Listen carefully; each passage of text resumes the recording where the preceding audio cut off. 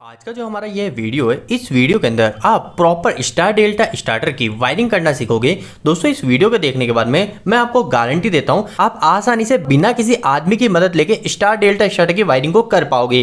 अभी दोस्तों हम बिना जरे देख रहे फटाफट से हमारे इस वीडियो को स्टार्ट कर लेते हैं। दोस्तों वीडियो की स्टार्टिंग में सबसे पहली चीज कि स्टार डेल्टा स्टार्टर बनाते समय हमें किन किन चीजों की जरूरत पड़ती है, तो आपको पता होना चाहिए कि कभी भी आप स्टार डेल्टा स्टार्टर की वायरिंग कर रहे हैं तो उस समय आपके पास में टोटल 3 कॉन्ट्रैक्टर होने चाहिए। यह जो हमारे पास में 3 कॉन्ट्रैक्टर होते हैं, इसमें से एक को हम स्टार कॉन्ट्रैक्टर, दूसरे को हम डेल्टा कॉन्ट्रैक्टर और तीसरे को हम हमारे मेन कॉन्ट्रैक्टर बोलते हैं। आखिरकार ये तीनों कॉन्ट्रैक्टर कैसे काम करते हैं इसको भी अभी हम आगे जानेंगे, लेकिन इससे पहले अभी हमें यह समझना चाहिए कि कॉन्ट्रैक्टर के अलावा हमें और किन किन चीजों की जरूरत पड़ती है। तो दोस्तों सिंपल सी बात है, हमारी मोटर को स्टार्ट करने के लिए सबसे पहले हमें एक स्टार्ट बटन तो चाहिए होगा, जिसकी मदद से हम मोटर को स्टार्ट करेंगे। तो आपको सबसे पहले एक स्टार्ट पुश बटन चाहिए, जिसके अंदर हमारे पीछे एनो टर्मिनल लगे रहते हैं, जो कि मोटर को ऑन करने के लिए काम आएगा। इसके अलावा आपको आपकी मोटर को बंद करने के लिए एक स्टॉप बटन भी चाहिए होगा, जिसके पीछे हमेशा एनसी टर्मिनल लगा होगा। कॉन्ट्रैक्टर और पुश बटन के बाद में दोस्तों नेक्स्ट हमें स्टार डेल्टा स्टार्टर में जो चीज की जरूरत पड़ती है वो होती है हमारी रिले, जिसे हम ओएलआर भी बोलते हैं, ओवरलोड रिले। ये जो ओवरलोड रिले होती है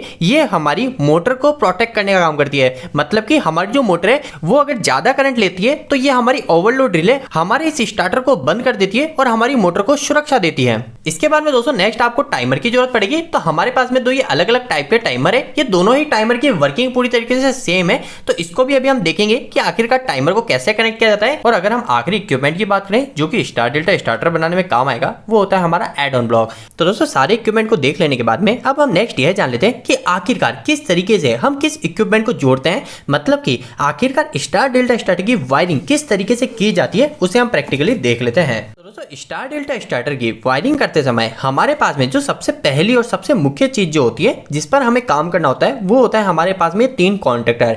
आखिरकार ये 3 कॉन्ट्रैक्टर क्या है, तो आपको सिंपल सी बात यह पता होनी चाहिए कि इसके अंदर हमारा जो एक कॉन्ट्रैक्टर होगा, जो हमारा ये पहला कॉन्ट्रैक्टर है, ये पहला कॉन्ट्रैक्टर हमारा मेन कॉन्ट्रैक्टर है। इसके बाद में जो सेकंड कॉन्ट्रैक्टर है ये हमारा स्टार कॉन्ट्रैक्टर है, और ये जो तीसरा कॉन्ट्रैक्टर है ये हमारा डेल्टा कॉन्ट्रैक्टर है। अभी के लिए अगर आप ये स्टार डेल्टा मेन ये तीनों नाम में कंफ्यूज हो रहे हो तो आप सिंपल सी बात ऐसे याद रखिए कि हमारा जो एक कॉन्ट्रैक्टर होगा ना, जो ये हमारा पहला कॉन्ट्रैक्टर जिसे हम मेन कॉन्ट्रैक्टर भी बोलते हैं, यह कॉन्ट्रैक्टर जैसे ही हम इस पुश बटन को दबाएंगे, मतलब हमारी मोटर को स्टार्ट करने के लिए जैसे हम इस पुश बटन को दबाते हैं, वैसे ही हमारा ये वाला पहला कॉन्ट्रैक्टर जो मेन कॉन्ट्रैक्टर है ये हमारा हैंड टू हैंड स्टार्ट हो जाना चाहिए। और ये तब तक चलता रहेगा जब तक हम हमारे इस स्टॉप बटन से हमारी मोटर को बंद नहीं करते। तो आपको पहली बात यह याद रखनी है कि हम जैसे ही बटन को दबाते हैं मोटर स्टार्ट करने के, हमारा मेन कॉन्ट्रैक्टर ऑन हो जाना चाहिए।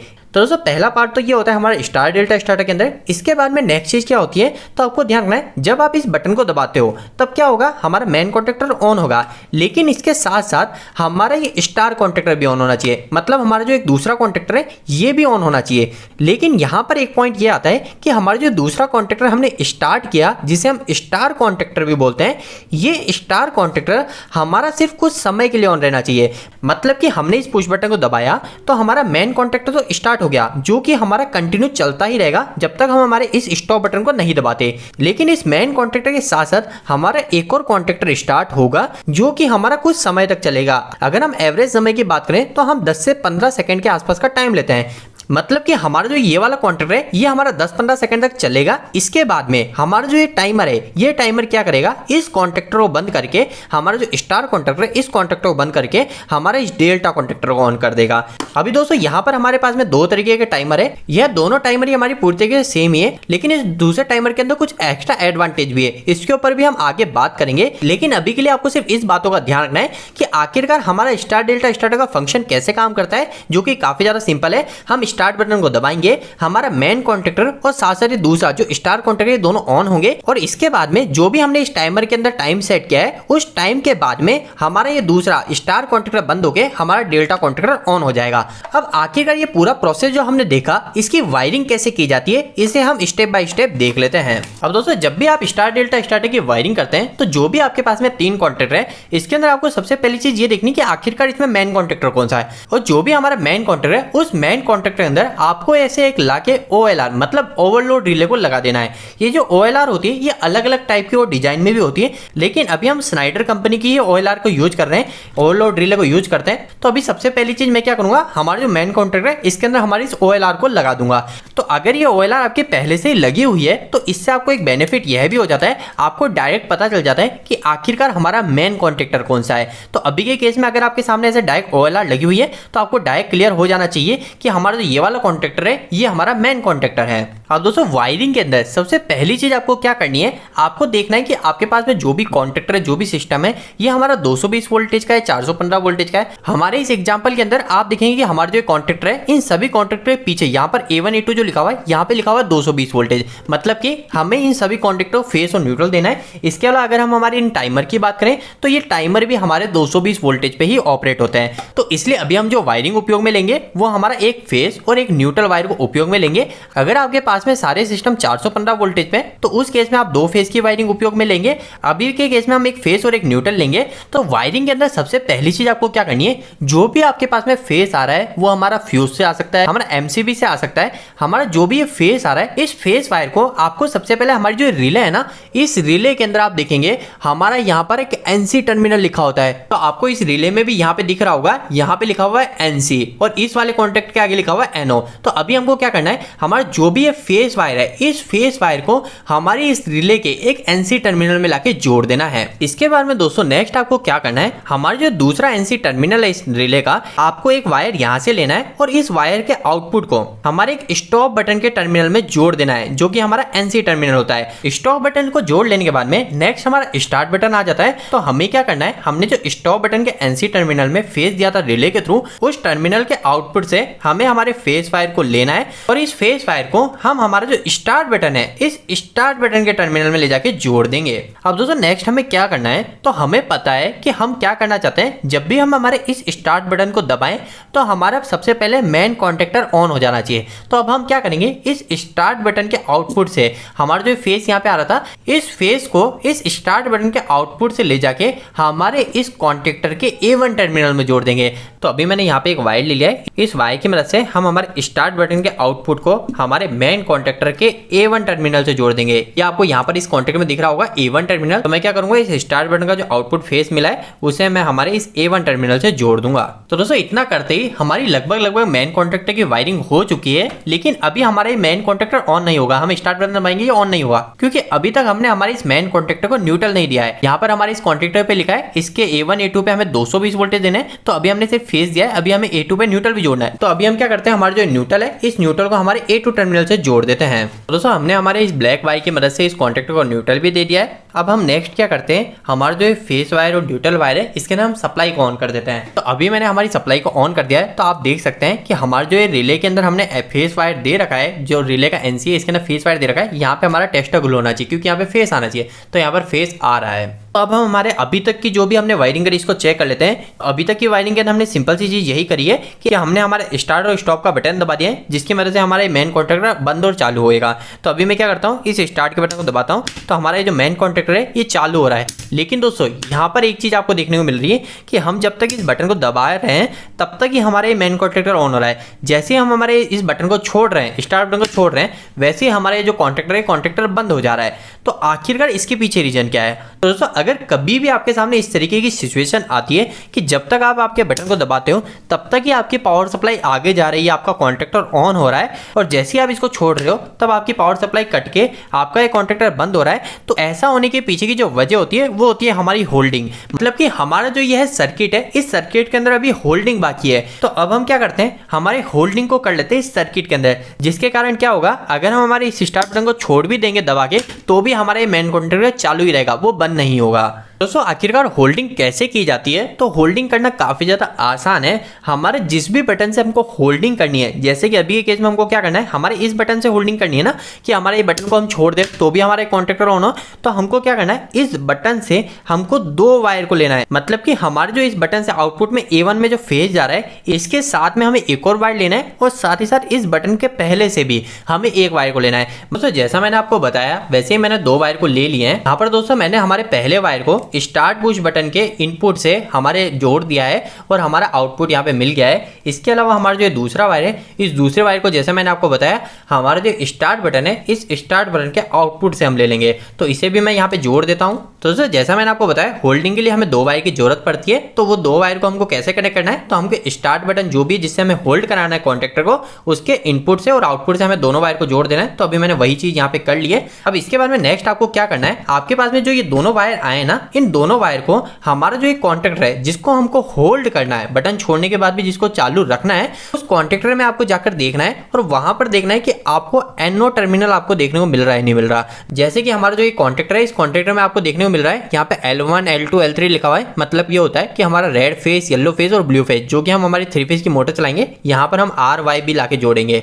और यहाँ पे T1 T2 T3 लिखा हुआ है, इसका मतलब है कि हम यहाँ पे मोटर के 3 टर्मिनल लाके जोड़ेंगे। तो ये वाले जो इधर के जो 3 टर्मिनल है, यह तो हमारे रेड, येलो और ब्लू फेस के लिए हो गए। इसके बाद में दोस्तों यहाँ पर आपको एक और टर्मिनल देखने को मिल रहा है, ये जो लिखा हुआ है यहाँ पे लिखा हुआ NO, मतलब कि नॉर्मली ओपन टर्मिनल। तो अभी हमें जो होल्डिंग करने के लिए जिस टर्मिनल की जरूरत पड़ती है, वो हमारे इस NO टर्मिनल की जरूरत पड़ती है। अगर आपके कॉन्टेक्टर में ऐसा NO टर्मिनल नहीं लिखा हुआ है, मतलब कि आपके टर्मिनल सिर्फ L1 L2 L3 लिखा हुआ है, इसके आगे कोई भी टर्मिनल नहीं है, सिर्फ 3 ही टर्मिनल है, तो इस केस में आप क्या करेंगे, इस केस में आप आपके कॉन्टेक्टर में एक ऐसा एड ऑन ब्लॉक लाएंगे। ये एड ऑन ब्लॉक क्या होता है, तो ये एड ऑन ब्लॉक सिंपल सी चीज है कि अगर आपको कभी NO की जरूरत है, जैसे आपका जो कॉन्ट्रैक्टर है, इस कॉन्ट्रैक्टर को आपको होल्ड करना है और इस कॉन्ट्रैक्टर में NO है ही नहीं, तो उस केस में आप क्या करेंगे, आप नया कॉन्ट्रैक्टर तो थोड़ी खरीद के लाएंगे। तो उस केस में आप क्या करेंगे, आप आपके कॉन्ट्रैक्टर के लिए एक एड ऑन ब्लॉक ले आएंगे। इस एड ऑन ब्लॉक को हम इस कॉन्ट्रैक्टर पे इस तरीके से सेट कर देते हैं, जैसे ये मैंने इस कॉन्ट्रैक्टर पे सेट कर दिया। अब क्या हुआ, हमारे इस कॉन्ट्रैक्टर पे अगर पहले NO नहीं था, तो अब वो NO मुझे इस एड ऑन ब्लॉक से मिल जाएगा। तो आप क्या कर सकते हैं, अगर आपके कॉन्ट्रैक्टर पे NO नहीं है और आप उसकी होल्डिंग करना चाहते हैं, तो आप इस तरीके का एड ऑन ब्लॉक लाइए और उसको इस कॉन्ट्रैक्टर पे यहाँ पे ऊपर सेट कर दीजिए।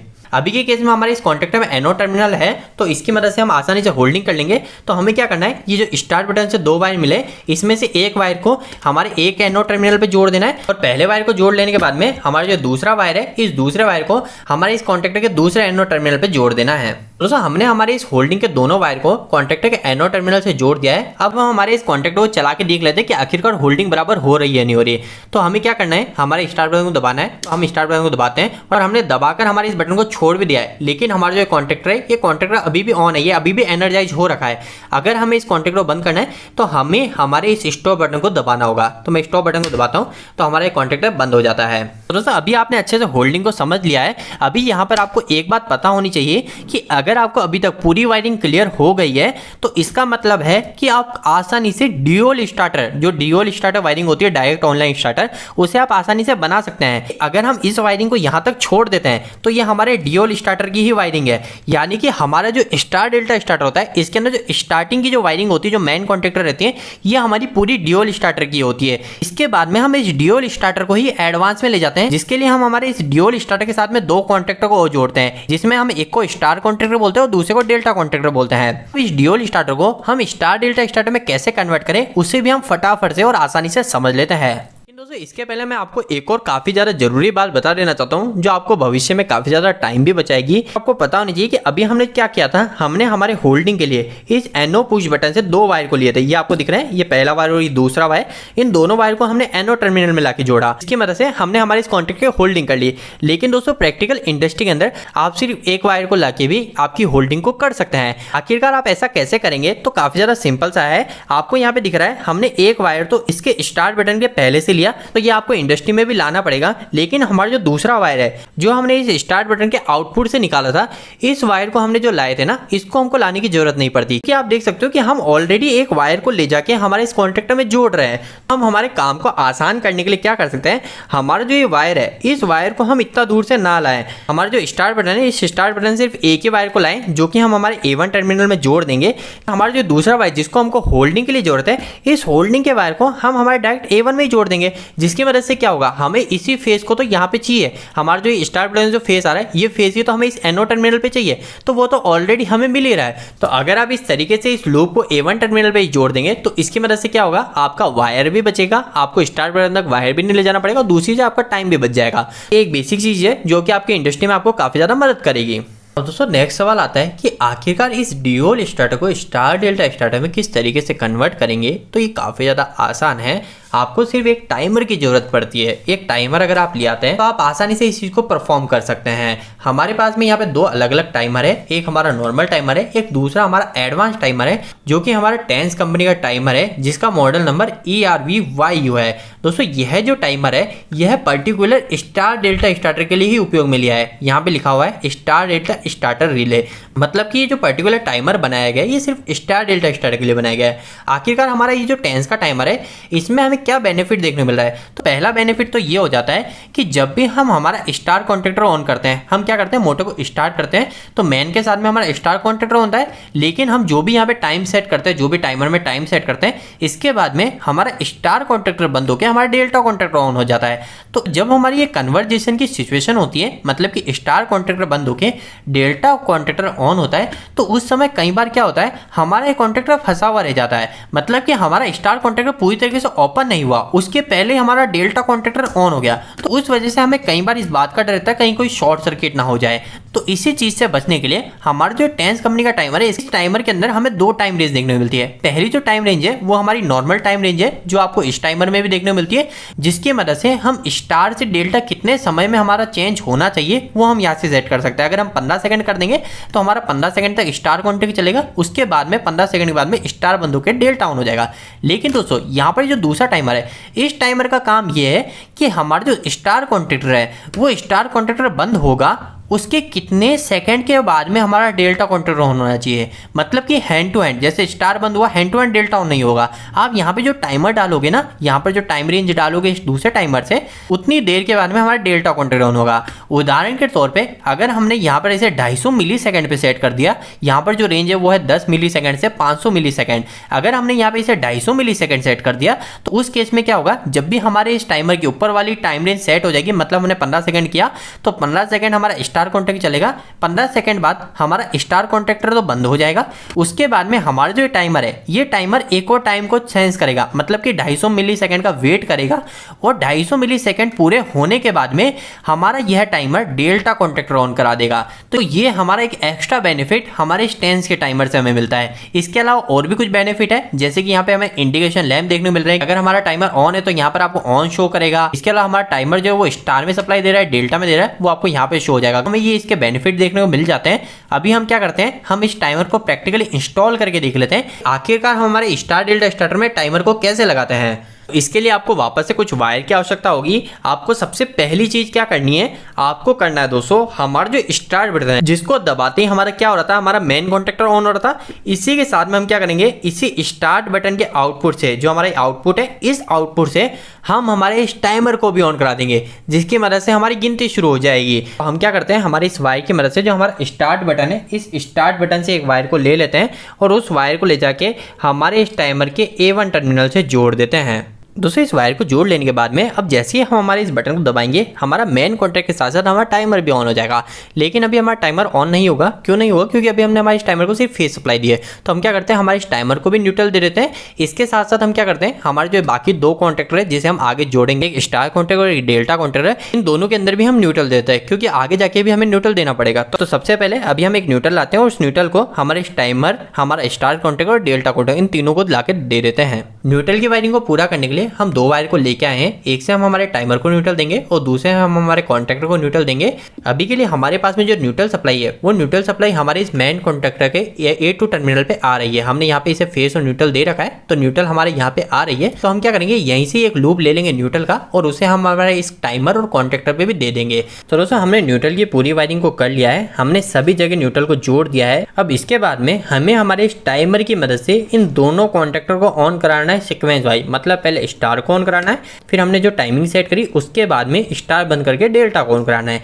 तो दोस्तों अब आपको कुछ चीज़ें पता होनी चाहिए। सबसे पहले चीज़ आपको ये पता होनी चाहिए कि जब भी हम हमारे टाइमर की वायरिंग करते हैं, जैसे कि अभी हमने इसमें किया था A1 A2 में हमने फेज जोड़ा, A2 में हमने न्यूट्रल जोड़ा, इसके अलावा हम सभी टाइमर के अंदर एक और लूप होल लगाते हैं। आखिरकार ये लूप कहाँ लगता है, तो जैसे हमारे टाइमर है, इस टाइमर के अंदर जो ये NONC टर्मिनल होते हैं, जो हमारे ये 15, 16 जो आपको इस दूसरे टाइमर में देखने को मिलते हैं, तो यह जो नंबर होते हैं, इस नंबर की मदद से हम क्या करते हैं, हमारे इस कॉन्ट्रैक्टर को सप्लाई देते हैं। तो ये जो हम हमारे कॉन्ट्रैक्टर को सप्लाई देंगे, जो हमारा आउटपुट में जो सप्लाई निकलेगी, उसको हम क्या करते हैं, हमारा जो टाइमर है, इस टाइमर के अंदर हमारा इनपुट में फेस आ रहा है ना, इस फेस को हम हमारे इस टाइमर के कॉमन टर्मिनल जोड़ देंगे। अभी हमारा जो नॉर्मल जो बेसिक टाइमर होता है, इसके अंदर आप देखोगे यहाँ पर ऊपर यहाँ पे बना हुआ है, ये जो 15 नंबर होता है, ये 15 कॉमन होता है और 25 कॉमन होता है। जो 5 लिखा होता है ना, जिसके पीछे 5 लिखा हुआ है, चाहे 15 है, 25, अगर 35 भी होगा या 45 भी होगा, तो सबके पीछे 5 लिखा हुआ है, तो 5 जो होता है 5 कॉमन होता है। तो हमें क्या करना होता है, हमें इस तरीके से एक लूप लेना होता है। इस लूप को हम क्या करते हैं, हमारा जो A1 टर्मिनल है, इस A1 टर्मिनल पे ऑलरेडी हमारा फेस आ रहा है, तो यहाँ पर हमारे इस लूप के एक वायर को लगा देते हैं। इसके बाद में हमारा जो ये फेस है, इस फेस को हम हमारे कॉमन पे जोड़ देते हैं, जो कि हमारे दूसरे टाइमर के अंदर 5 नंबर से रहता है, जैसे 15 या 25। तो यहाँ पर आपको इस टाइमर में 15 देखने को मिल रहा है, 25 देखने को मिल रहा है, तो यहाँ पर लाके इस लूप को जोड़ देंगे। लेकिन हमारे इस टेंस के टाइमर के अंदर क्या है, यहाँ पे कॉमन किस तरीके से शो कर रहा है, यहाँ पे L से शो कर रखा है, मतलब कि यहाँ पर हमें फेस लाकर लाइन लाके जोड़नी है। तो अभी हमने जो यहाँ से डायरेक्ट लूप ले लिया है आसानी से फेस वायर लेने के लिए, तो हम इस वायर को ले जाके हमारे इस L में जोड़ देंगे, मतलब कि हमारे इस कॉमन में जोड़ देंगे। तो अब हमने हमारे टाइमर की कॉमन की वायरिंग पूरी कर ली है। अब इसके बाद में हमें क्या चाहिए, हमें 2 वायर की और आवश्यकता पड़ेगी।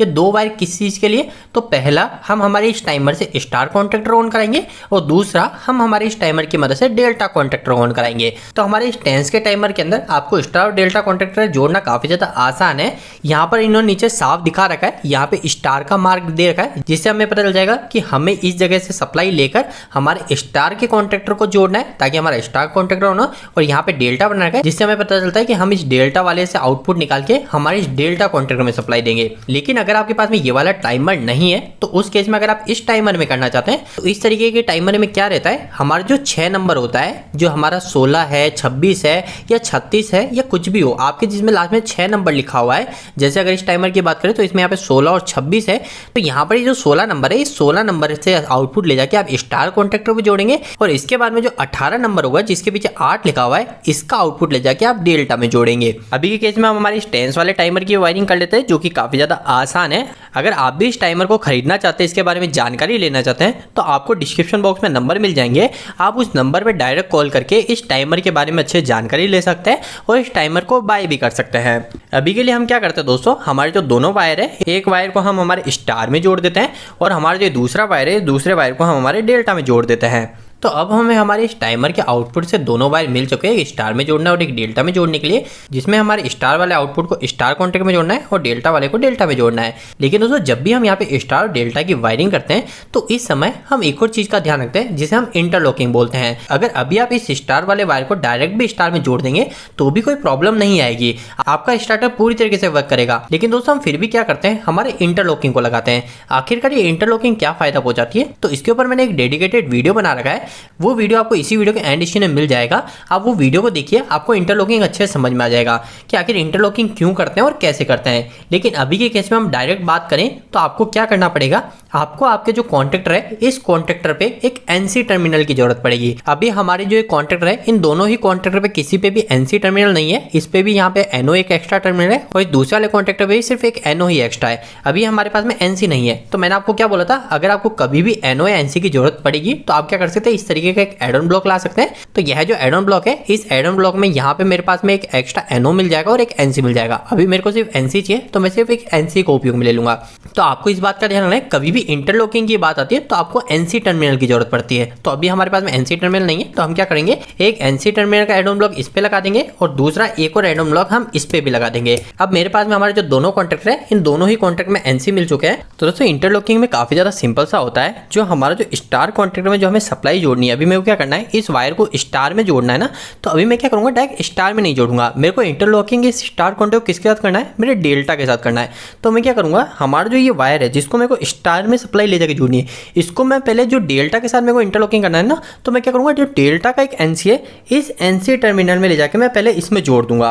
और दोस्तों, आखिरी के अंदर इसके जो NC का आउटपुट है, जो डेल्टा के NC का आउटपुट है, यहाँ से हम वायर को लेके हमारा जो स्टार कॉन्टेक्टर जिसमें हमें सप्लाई देनी थी उसके A1 में ले जाके हम सप्लाई इसमें जोड़ देंगे। और ऐसा करते ही हमारा जो स्टार कॉन्टेक्टर की इंटरलॉकिंग है वो हो चुकी है। लेकिन अब हम क्या करेंगे, हमारा जो डेल्टा कॉन्टेक्टर है इस डेल्टा कॉन्टेक्टर की भी वायरिंग कर लेंगे। तो डेल्टा कॉन्टेक्टर की वायरिंग के लिए हमें क्या करना है, हमारा इस कॉन्टेक्टर के अंदर तो हमारा सिंपल है, हमारे यहाँ पे डेल्टा का मार्क है तो हमें इससे आउटपुट मिल जाएगा और इस आउटपुट को हमें डेल्टा में ले जाके जोड़ना है। लेकिन अगर आपके पास में इस तरीके का टाइमर है तो इस तरीके के टाइमर में आपको जो 18 नंबर जो देखने को मिल रहा है जिसके पीछे 8 लिखा हुआ है, चाहे 18 हो चाहे 28 हो, जिसके पीछे 8 लिखा हुआ है उससे आपको वायर को लेना है। जैसे कि इस टाइमर में यहाँ पे 18 लिखा हुआ है तो इससे आपको आउटपुट लेना है और इस आउटपुट को ले जाके आपको डेल्टा कॉन्टेक्टर में जोड़ देना है। तो अभी के लिए हम क्या करते हैं, हमारे स्टेंस वाले टाइमर का जो डेल्टा है इस डेल्टा को ले जाके जोड़ देते हैं।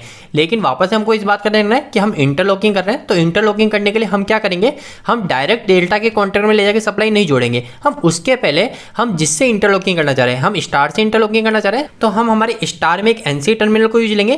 तो यहाँ पर इसके लिए हमने ऑलरेडी एड ऑन ब्लॉक लगाया। तो सबसे पहले हमारे इस फेस वायर को इस एनसी टर्मिनल में जोड़ देंगे।